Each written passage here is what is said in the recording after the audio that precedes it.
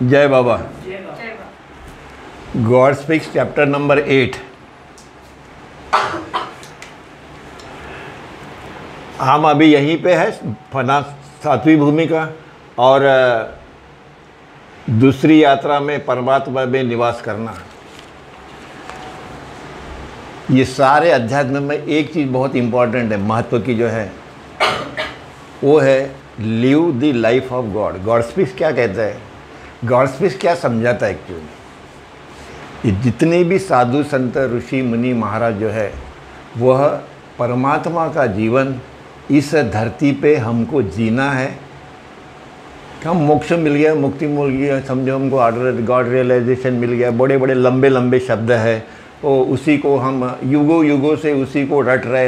अच्छा है, कोई बुरी बात नहीं है, पर सबसे महत्व का क्या है, live the life of God. और इसीलिए इस सृष्टि का निर्माण है। परमात्मा सभी आत्माओं के द्वारा वह जीवन पृथ्वी पे जीते हैं, सभी के द्वारा। चेतना का विकास जब भी हो जाता है मानव रूप में तो 100% फिर उसके बाद में आगे की ये प्रोसेस जो है वह सब चालू हो जाती है। हमें तब अभी तक नहीं मालूम था कि ये प्रोसेस क्या है, ये क्या है, वो क्या है, कुछ भी नहीं मालूम था। पढ़ते हम जरूर थे, कई किताबें हम लोगों ने पढ़ी हुई है, पर उसमें हमको प्रेम नहीं मिला बोलो, या वो प्रेरणा जो है वो नहीं मिली, क्योंकि हमारे में दोष है, वो लिखने वाले में कोई दोष नहीं। वो सदगुरु और अवतार के वर्ड है, वो तुम्हारे हार्ट को छुए बगैर रहेंगे नहीं, दैट इज़ 100%। क्यों? पर हम तैयार नहीं थे। उन्होंने सब कुछ बताया, युगों युगों से वो बता रहे, पर हमारी तैयारी नहीं थी। तो कैसे समझेगा, फिर नहीं समझेगा। तो वो तैयारी और उस प्रकार का जीवन आप जियो, यह अवतारों की और सद्गुरुओं की इच्छा है, डिज़ायर, स्ट्रॉन्ग डिज़ायर है। और इसके लिए आने वाली जो मानव जात जो है अभी आएगी, उनको ये कन्विंस कराने के लिए कि तुमको मोक्ष मुक्ति क्यों अगर ये चाहिए, परमात्मा का दर्शन या परमात्मा से यूनियन विद गॉड अगर चाहिए, तो सबको यह जीवन जीना ही पड़ेगा। कैसा होगा वो जीवन? वो जीवन होगा कि आप सारे कर्म कर रहे, सब कुछ, एवरीथिंग, खाओ पियो, जो करना है, BA बनो, MBA बनो, डॉक्टर बनो, जो कुछ करो, बट उससे अलग रहो। मेहर बाबा का पूरा इसमें टीचिंग में एक बात ये आती है बार बार कि do everything and leave everything to me. Do everything but leave it to me. और इसीलिए गॉड स्पीक्स पढ़ना जरूरी है, नहीं है तो सुनना जरूरी है। सुनो कि हम कौन है और हमको जाना किधर है, हमको इसका लगन क्यों नहीं है, हमको इसकी ज़रूरत क्यों नहीं महसूस होती है। सभी चीज़ की ज़रूरत है, पर ये छोड़ के बाकी सब की ज़रूरत है। ऐसे क्यों होता है? क्यों कि हमारे अपने संस्कार, यह संस्कार नष्ट करने के लिए कई तरीके हैं, कई, और युगों युगों के बाद में उसका फल तुमको मिलता है। युगों के बाद मिलता नहीं, ऐसे नहीं है, वो सब मिलता है। पर जो भी हम करते हैं आध्यात्मिक, उसमें अगर गोड़ी ना हो, लगन ना हो, और वो पढ़ने में, लिखने में या सत्संग करने में अगर हमारे इसमें वो इच्छा ना हो, लॉन्गिंग ना हो, तो हम, इसका मतलब है कि हम कहीं ना कहीं हम गलती कर रहे हैं। गलतियाँ हमारी है, किसी और की नहीं है। वो सब लोग आते हैं, बताते हैं, वेरी गुड, अच्छा है, बहुत अच्छा है, पर हम उसको ग्रास नहीं कर पाते। पर यहाँ पे अगर हम जाए और पढ़े तो फिर हमें समझ में आता है कि सही में कि हमारी कहीं ना कहीं गलती हो रही है। और इसीलिए ये ज़्यादा डिटेल हम क्यों जा रहे हैं, और अदरवाइज ये कब का ख़त्म हो गया होता। इसीलिए कि हमें कोई जल्दी नहीं है इसको समाप्त करने की। हमें जल्दी, ये बात है, जल्दी ये है कि जल्दी से जल्दी सबको समझ में आ जाए। और इसीलिए आगे चलते हैं कि फना सदैव वही रहती है। फना मतलब, फिर से आते हैं इसमें सातवीं भूमिका के अंदर में, परमात्मा as a human being, God in man सातवीं स्थिति के अंदर में जब इस पहली स्थिति सातवीं भूमि का जब एंट्री करते हैं, एंट्री होती है, पासिंग अवे ही मतलब उसमें समा जाना, मतलब जैसे नमक है, उसको पानी में डाल दिया तो उसमें समा गया। अब नमक का अपना अस्तित्व खत्म हो गया, वो दैट इज कॉल्ड समा जाना। तो नमक कौन सी स्थिति में गया? नमक वो पानी के साथ में उस स्थिति में चला गया, जबकि उसका सॉलिड फॉर्म था, अभी वो लिक्विड फॉर्म में आ गया। तो ये जो स्थिति जो है फना की स्थिति, ये स्थिति कैसी है? जैसे कि इसमें परमात्मा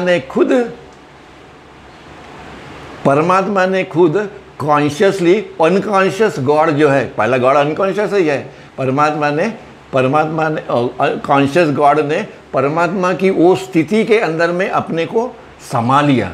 ये क्या लिखा है? लोप हो जाना, उसमें उनका लोप हो गया उसके अंदर में, बट कॉन्शियसली, मतलब जानिपूर्वक, अज्ञान में नहीं, जानिपूर्वक। इसलिए फना कुछ भी हो, फिर भी माया के संस्कार, ये सारा क्षेत्र जितना भी है, यह सब और सब जो नथिंग का प्रोडक्ट है, इसका डिटेल हमने लास्ट टाइम बहुत देखा, अभी उसमें नहीं जाएंगे। ये नथिंग जो है, ये नथिंग मतलब कुछ नहीं है, बट इट्स नथिंग बट माया।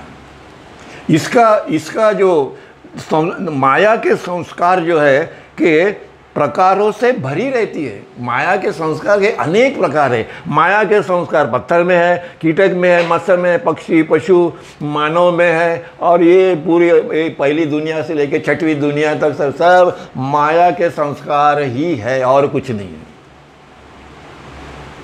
और इसको समझाते हुए बाबा ने उसको अपनी गहरी नींद के साथ में जोड़ दिया। अपन भी जितने भी संस्कार हम लोग करते, कुछ भी करते, डू एवरीथिंग जो भी है, पर वो सारे के सारे हम छोड़ देते हैं और अपनी नींद में चले जाते हैं डेली। जो हमारी ओरिजिनल स्थिति है, सबकी ओरिजिनल स्थिति वो है, और हम ये माया से निर्मित जितने संस्कार हमने इकट्ठा किए वो हम डम कर देते। क्यों डम करते? अरे भाई, तुम्हारे पास में करोड़ों की प्रॉपर्टी है, ये है, सब कुछ है, इसके बावजूद भी तुम ये सब डम कर देते हो। क्यों? कि ये माया निर्मित है, ये नथिंग है, माया भी निर्मित है, इसलिए डम कर देते। और दूसरी बात, वहाँ पे मन नहीं है, क्योंकि मन सारा गड़बड़ करता है। मनोनाश के अंदर में हमने जो बाबा ने जो होता है मन के बारे में डिटेल वर्णन किया, 4-5 एपिसोड हमने लिए थे उसके। और इसीलिए जागृत अवस्था में माया के अंतर्गत वास करती है यही फना। जब भी हम लोग जागृत अवस्था में है, ये जो है इसका फना नहीं होता है, बका बोलते हैं उसको। हम बका की स्थिति में हम अभी भी यह नथिंग का अनुभव ले रहे हैं, माया का अनुभव ले रहे हैं, जो संस्कार मायावी निर्मित है। मायावी निर्मित संस्कारों का हम इस शरीर के द्वारा हम उस संस्कारों का अनुभव ले रहे, मतलब माया का ही अनुभव ले रहे, जबकि हमको परमात्मा का अनुभव लेना चाहिए। जागृत हो गए तुम तो तुमको परमात्मा का अनुभव नहीं चाहिए, पर ले रहे, माया का अनुभव ले रहे। और इसीलिए वह भिन्नता पैदा करती है, वो संस्कार भिन्नता पैदा करती है। ये संस्कार अलग है, ये अलग है, सब कुछ के संस्कार अलग है। जो गरीब आदमी है उसके भी संस्कार अलग है, वो भिन्न हो जाता है। जातिवाद के ऊपर में, इसके ऊपर में भी माया के है, वो भी संस्कार है, तो बोलता है ये ब्राह्मण है, ये वो है, ये क्षत्रिय है, जितना भी है सब कुछ है। भाई भैया, आप जब नींद में जाते हो अपनी ओरिजिनल स्थिति में, तो कहाँ रह गया ब्राह्मण और कहाँ रह गया क्षत्रिय? कुछ भी नहीं, नथिंग, जीरो। वो उधर से बाहर आते हैं तो सब चालू हो जाता है वो सब, कि तुम ये हो, तुम वो हो, तुम हो। इसीलिए वास्तव में महत्वपूर्ण होती है, और ये अवस्था में माया के अंतर्गत वास करती है, और वास्तव में वह महत्वपूर्ण होती है। वही है कि जो सारे का सारा, जिसके वजह से हमको अल्टीमेटली ये ज्ञान होता है कि ये माया है, ये अनंत है, ये झूठी है, ये नथिंग है। ये ज्ञान माया हमको देती है। इसीलिए माया को नष्ट करना ये सद्गुरु और अवतार का कार्य नहीं है। फिर माया को एक्सपोज करना और हमको ये ध्यान देना कि माया जो है नथिंग है। इसीलिए Maya is a medium, God and Maya, इसके बीच में हमारा मन है। एक इधर गॉड है, इधर माया है, और हम यहाँ बीच में है, मन है। पर हमको प्यार किससे है? माया से है। हमको परमात्मा से प्यार है क्या? नहीं है, क्योंकि आनंद कहाँ मिलता है? माया में मिलता है, वो परमात्मा में आनंद थोड़ी मिलता है। पर जैसे जैसे हमको यह मालूम पड़ता है कि सही में ये झूठ है, ये झूठ है, ये जब भी मालूम पड़ेगा तो हम ये परमात्मा की तरफ में जाते हैं। और वो कभी होगा जब भी हमारे संस्कार धीरे धीरे प्यूरिफाई होंगे, नष्ट होंगे, उसके सिवा नहीं। और उसके लिए कई सद्गुरु ने कई मार्ग बताए हैं, बार बार उसको नहीं बताएंगे अभी। और पर सबसे श्रेष्ठ मार्ग अगर कोई होगा तो अपने मास्टर को पहले पकड़ो, पहले मास्टर को पकड़ो। वो सद्गुरु है या संत है या जो भी कुछ होगा, उसकी हम सेवा करेंगे तो वो जो संत होगा या सद्गुरु होगा वो तुमको उठा के परमात्मा के पास में भेज देगा, जब भी वो धरती पे होगा तभी। कभी कभी कोई संत है तो वो ये अपने शिष्य से कहते हैं कि तुम कितने भाग्यवान हो कि तुमको परमात्मा के दर्शन हुए, मुझे उसने अभी तक नहीं बुलाया। मैं उनकी राह देख रहा हूँ कि वो मुझे बुलाएंगे, मैं यहाँ बैठा हूँ और आप लोग उनके दर्शन करके आ गए और मुझे नहीं बुलाया उन्होंने अभी तक। मतलब जिसकी योग्यता होगी उसी को दर्शन मिलेगा। अपने आप को बनाओ। इसीलिए बाबा कहते हैं कि दिन में 15 मिनट से चालू करो, 5 मिनट से चालू करो नामस्मरण। 10 मिनट होगा, 15 होगा, आधा घंटा होगा, 1 घंटा होगा। अगर कंटाला आ गया तो छोड़ दो, 1 घंटे के बाद फिर करो। जब टाइम मिलता है तो फिर करो 5 मिनट, फिर करो 5 मिनट। सद्गुरु के और अपने गुरु के नामस्मरण से ही आपको परमात्मा के प्रति प्रेम निर्माण होता है। ये सद्गुरुओं की और अवतारों की नाम की महिमा है। ये हमको अगर जितना जल्दी समझ में आ जाएगा उतना अच्छा है। जो भी सद्गुरु है आपके या जो भी अवतार है आपके, वहाँ बोलते हैं कि मेरा लो या किसी भी उसने ये नहीं बोला कि मेरा ही लो, नेवर। किसी भी सदगुरु का। आप तुकाराम महाराज का लेते हो, yes very good, 5 minute low. आपको तुकाराम महाराज वो अवतार के पास में भेज देंगे जब भी वो धरती पे होंगे तभी। क्यों? क्योंकि उसके नाम में जो शक्ति है, जो प्रेम उसमें है, वो अद्वितीय है। इसीलिए बाबा क्यों कहते हैं कि मैंने वो हर आदमी को मैं सर्कुलर भेजा था एक बाबा का, कि मौन के बारे में और नामस्मरण के बारे में भेजा था। नामस्मरण करना यह हमारी जिम्मेदारी है, उसमें हेडिंग दिया था और लिखा था। इसीलिए कुछ भी हो जाए, दिन में 5 मिनट होता है तो 5 मिनट लो। आपको आदत पड़ेगी 5 घंटे लेने की। क्यों? कि ये उसकी महिमा है। क्यों? कि फिर से मैं बताता हूँ कि आपको मालूम नहीं हुई जी, पर आप फिर भी आप नाम लेते हो। तो आप बोलते कि वो अपने मस्तक में से हाथ लगाते, how fortunate you people are, कि तुमको मालूम नहीं हुआ है एम, पर फिर भी तुम मेरा नाम लेते हो। इसीलिए यह भिन्नता पैदा हो जाती है सब। किसके वजह से? इन संस्कारों के वजह से, कि तुम शूद्र हो और मैं ब्राह्मण हूँ। अब इसके अंदर में सवाल ये है कि सूर्य पूरा जो धरती है अपनी, उसके ऊपर जितने भी पंथ होंगे वो सारे के सारे बाबा बोलते हैं कि उनको सबको मैंने एक स्ट्रिंग के अंदर में उसको मैंने गूंथ दिया है। कोई भेदभाव नहीं रहेगा। हो रहा है, आज दुनिया पलट रही है। आज जो है वो 100 साल के बाद में ये नहीं रहेंगी जो आज है। क्यों? कि उसका कार्य हो गया है। कोई शूद्र नहीं, कोई ब्राह्मण नहीं, कुछ नहीं, नथिंग। आज की लेडी जो बड़ी लड़कियां हैं ना, वो बोलती मुझे अमेरिकन आदमी लड़का चाहिए, वो बोलते, और कोई बोलते ऑस्ट्रेलियन चाहिए। ले जाए कि नहीं, इधर के उधर जाएंगे, उधर के इधर आएंगे, एक तो हो जाएंगे, यूनियन तो होगा कि नहीं। यह अवतार का और सद्गुरु का अपना कार्य रहता है। इसीलिए यहाँ पे कोई भी अगर देखा जाए तो ये उनका ये है, इसमें दिखता है कहीं पे कि कौन आदमी क्या है, कौन आदमी क्या है, कौन।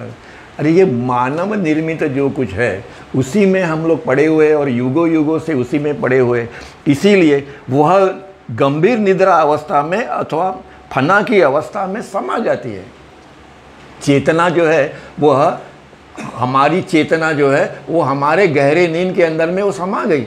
उसके साथ में संस्कार भी गए, मन भी गया, सब कुछ गया, सब कुछ गया, एवरीथिंग नहीं गया, सब कुछ गया। फना की अवस्था में समा जाती है। पशु की फना, आदमी की फना और यहाँ पे जितने भी गॉड रियलाइज सोल या साधु संत जो उतरे, इन सब की फना अलग अलग है। क्यों? क्योंकि सबके संस्कार अलग अलग हैं, इसीलिए सबके फना अलग अलग है। और इसीलिए वो कहते हैं संस्कारों के साथ परम शून्य की गहरी निद्रा अवस्था में होता है। उसी प्रकार से जितने भी पहली दूसरी तीसरी योगी महायोगी बाकी साधु संत वली पीर जितने भी है, सब जितने भी आध्यात्मिक मार्ग में लगे हैं, भूमिकाओं में मानव प्राणी साधारण मानवीय प्राणियों से बिल्कुल भिन्न है। हमारे से ये भिन्न है और हमारे से ये भी भिन्न है। इसीलिए पहले हमने देखा था 3 प्रकार की फना जो बताया था ना, 3 प्रकार कौन से हैं? प्रकार नंबर 1 ये हमने देखा, प्रकार नंबर 2 ये जो हमने देखा, और प्रकार नंबर 3 प्रकार के हैं। और इसीलिए विभिन्न संस्कार जो जागृत अवस्था में, हमारे जो संस्कार है, हम जागृत अवस्था में संस्कार है हमारे, इस संस्कार को हम कम नहीं कर रहे, हम और बढ़ा रहे और बढ़ा रहे और बढ़ा रहे। इसीलिए सद्गुरु या अवतार अपने प्रेमी जनों को कोई और किताब पढ़ने के लिए मना करता है। वो क्या कहता है कि जो गॉड रियलाइज सोल्स है उन्हीं की किताबें पढ़ो, जो गॉड रियलाइज है उन्हीं की पढ़ो।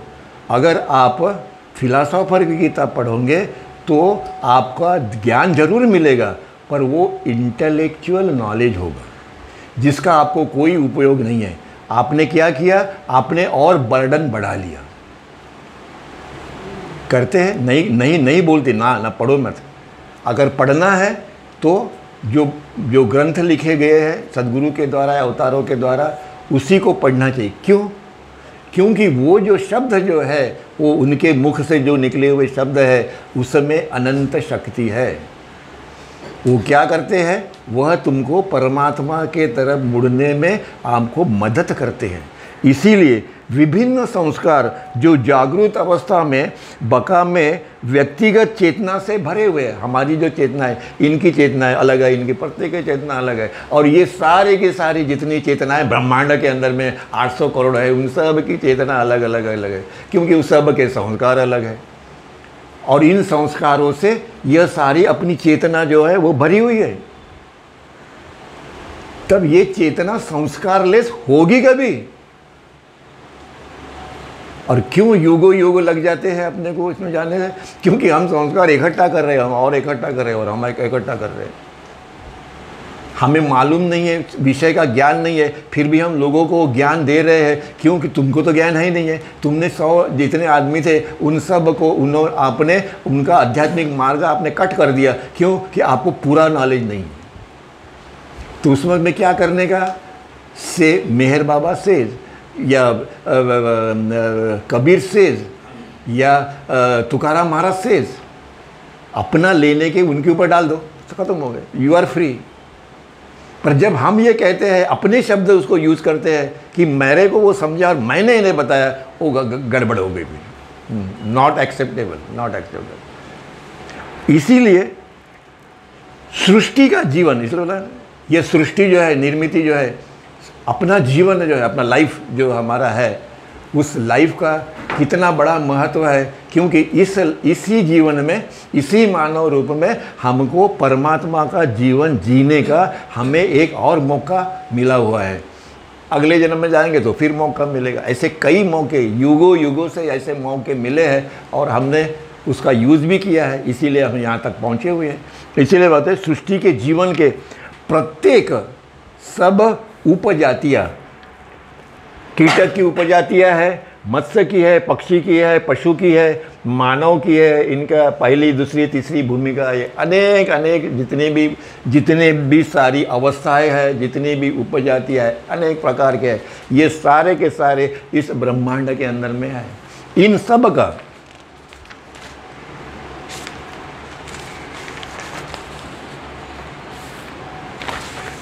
के व्यक्तिगत हुए फना को जन्म देती है। हमारे सब के संस्कारों के वजह से इन सब को हमारे अनेक अनेक प्रकार की जो फना एक ही है, पर उसके अनेक प्रकार हैं। व्यक्तिगत हर आदमी की फना को जन्म देते हैं। इस रूप में प्रत्येक व्यक्तिगत हुआ बका जागृत अवस्था में प्राप्त होता है, तो प्रत्येक व्यक्तिगत हुए जीवन के संस्कारों से भरी चेतना के संस्कार ही माया के व्यक्तिगत हुए जीवन को माया में स्थापित करने के लिए जिम्मेदार है। हमारे लिए कौन जिम्मेदार है? इस सृष्टि के अंदर में हमारे ये शरीर और उनके बाद में हमारे अपने संस्कार जिम्मेदार है कि यह संस्कार इस माया के अंदर में हमको प्रस्थापित करते हैं as a human being, as a पीढ़ी पोफली। मुझे इन संस्कारों ने मुझे यहाँ एस्टेब्लिश किया। जैसे यहाँ पे परमात्मा में निवास करना, मैं इस माया के अंदर में, मुझे जागृत होने के बाद में इस माया के अंदर में इन संस्कारों ने जो मिथ्या के है, माया के है, उन संस्कारों ने मुझे अपने संस्कार और चेतना के साथ में मुझे इस धरती के ऊपर में एज ए ह्यूमन बीइंग, मेरा नाम है, मुझे प्रस्थापित किया। दैट इज स्टेट ऑफ बका।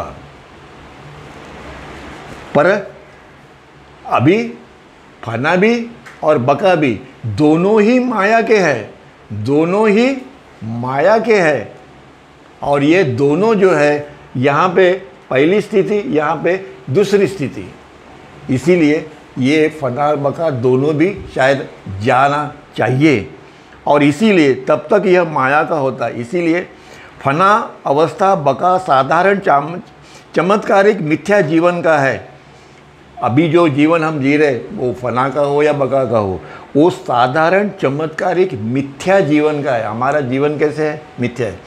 सारी अध्यात्म खोल के देखो, मिथ्या के बारे में बहुत कुछ बताया है, माया के बारे में कुछ भी बताया है। वो पूरा पढ़ने के बाद में क्वेश्चन रह ही जाता है, व्हाट इज़ माया। मतलब लिखा हुआ इतना होने के बावजूद भी वो हमको और पजल करता है, हमको और क्यों नहीं पढ़ना चाहिए किसी और की किताबें? इसलिए कि उनका एक्सप्लेनेशन जो है वो उन्होंने माया का उन्हें अनुभव नहीं है। उस आदमियों ने वो किताबें लिखी हुई है जिन्होंने किताबें पढ़ के लिखी हुई है, पर जिनको अनुभव है उनकी किताबों में पढ़ोगे तो आपको कुछ ना कुछ तो भी समझ में आएगा। नहीं आएगा ऐसा नहीं, कुछ ना कुछ समझ में आएगा, क्योंकि हमारी अपनी उतनी ये नहीं है, बस दो समझ।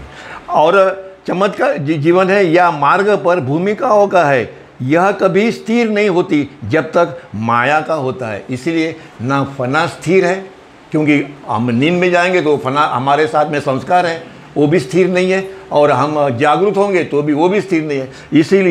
इसीलिए यह फना अथवा बका यह स्थिर नहीं है। क्योंकि यह जब तक माया का होता है तब तक यह स्थिर नहीं है। यहाँ पे फना स्थिर है, यहाँ पे फना स्थिर है, और यहाँ पे बका भी स्थिर है, दोनों स्थिर है। पर हमारे फना और बका स्थिर नहीं है, अस्थायी है, और इसीलिए हमको परमात्मा का दर्शन नहीं है, परमात्मा से हमें नहीं दिखाई देता, मतलब हमारा यूनियन नहीं है परमात्मा से। और व्हाट इज़ गॉड ये हमको मालूम नहीं है। अवतार मेहर बाबा की जय। जय बाबा।